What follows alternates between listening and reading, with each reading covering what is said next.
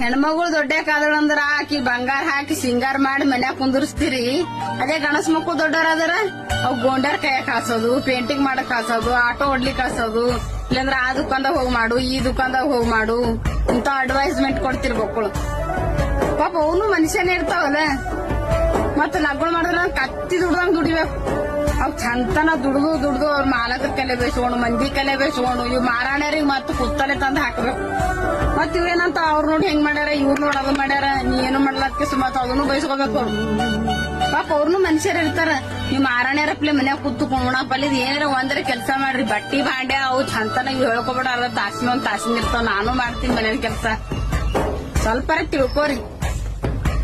ಅವು ಹೊಲ್ದಾನ್ ಎತ್ತುಗಳಾಗ ದುಡಿಯೋದು ಬಯಸೋದು, ಬಾರ್ಕಲ್ಲಿ ಹ್ಯಾಂಗ್ ಹೊಡ್ಸ್ಕೊತಾರ ಆತರ ನಿಮ್ ಕೈಲಿ ಬಯಸ್ಕೋತ ಸ್ವಲ್ಪ ಮಾನವೀಯತೆ ಅನ್ನೋದು ಏನ್ರ ಸ್ವಲ್ಪ ಇಟ್ಕೋರಿ.